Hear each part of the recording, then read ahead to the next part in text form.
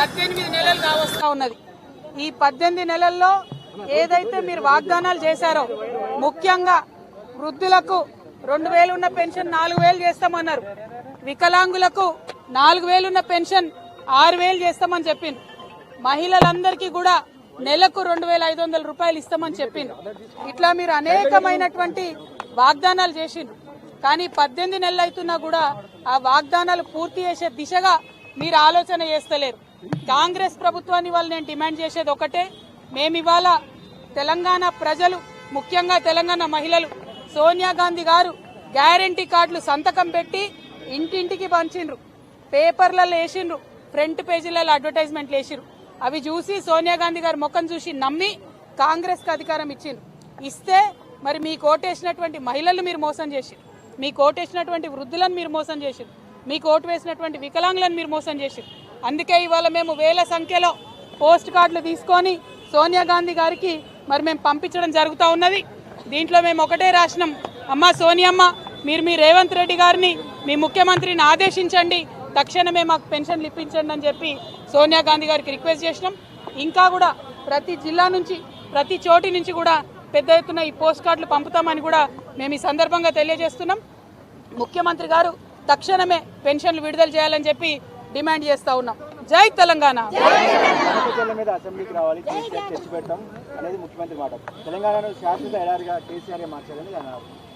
కేసీఆర్ గారి దమ్మెంత అన్నది ఒరిజినల్ కాంగ్రెస్ పార్టీకి తెలుసు కాబట్టే తెలంగాణ రాష్ట్రం వచ్చింది. వచ్చినటువంటి ఆ రాష్ట్రానికి ఇవాళ రేవంత్ రెడ్డి గారు ముఖ్యమంత్రి అయిన, అది మర్చిపోయి కేసీఆర్ గారు దమ్ముంటే ఇక్కడ రావాలి అక్కడ రావాలని రేవంత్ రెడ్డి గారు మాట్లాడడం చాలా బాధాకరం. హుందాగా ప్రవర్తించాలి ముఖ్యమంత్రి గారు. అదేవిధంగా తెలంగాణ ప్రజలందరికీ తెలుసు, కేసీఆర్ గారు ఆయన కళలో కూడా తెలంగాణకు నష్టం చేయడు. ఆ నీళ్లు కావచ్చు, నిధులు కావచ్చు, ఇంకోటి కావచ్చు, ఏదైనా కావచ్చు, ఏ విషయంలో అయినా కేసీఆర్ గారు కళలో కూడా తెలంగాణకు నష్టం చేయరు. ఆ విషయం తెలంగాణ ప్రజలకు తెలుసు. ఈ ముఖ్యమంత్రి గారు రేవంత్ రెడ్డి గారు వచ్చినాకనే చంద్రబాబు నాయుడు గారిని పిలిచి ప్రజాభవన్లో హైదరాబాద్ బిర్యానీ పెట్టి గోదావరి నీళ్లు గిఫ్ట్ ప్యాకెట్ కట్టి చంద్రబాబు నాయుడు గారికి ఇచ్చి పంపించింది రేవంత్ రెడ్డి గారే, కేసీఆర్ గారు కాదు. 2016లో ముఖ్యమంత్రి గారు చెప్పినట్టుగా ఆనాడు పోలవరం బనకచెర్ల ప్రాజెక్టు విషయమే లేదు, రాలేదు, కేసీఆర్ గారు ఎక్కడా సంతకాలు పెట్టలేదు. ఆ విషయం తెలిసి కూడా అబద్ధాలు ఆడడం ముఖ్యమంత్రి గారికి అలవాటైంది. అబద్ధాలు ఆడడం మానుకోండి, చెప్పిన పెన్షన్లు ఇవ్వండి, చెప్పింది చెప్పినట్టుగా స్కూటీలు ఇవ్వండి, చెప్పినటువంటి 6 గ్యారెంటీలు అమలు చేయండి.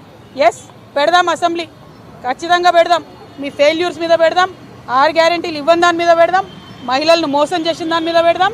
అప్పుడేం జవాబు చెప్తారో రేవంత్ రెడ్డి గారు దాన్ని కూడా చూద్దాం. సెప్టెంబర్ 30 వరకు స్థానిక సంస్థల ఎన్నికలు కూడా నిర్వహించాలని హైకోర్టు తీర్పు కూడా ఇచ్చింది. దీనిపైన ఏమంటారు? చిత్తశుద్ధిని చూపించి ప్రభుత్వం ఏదైతే 42% బీసీల కోసం బిల్లు పాస్ చేసినామో ఆ బిల్లుని గవర్నమెంట్ ఆర్డర్ ఇచ్చి వీళ్ళు ఎన్నికలకు పోవాలి. ఒకవేళ కోర్టు డేట్ పెట్టినా ఆ డేట్ లోపల జీవో ఇచ్చి వీళ్ళు వెళ్ళొచ్చు. అది ఇవ్వకుండా మభ్యపెడితే మాత్రం తెలంగాణ సమాజం ముఖ్యమంత్రి గారిని, కాంగ్రెస్ పార్టీని క్షమించదని కూడా ఈ సందర్భంగా తెలియజేస్తున్నాం. Thank you. జై తెలంగాణ.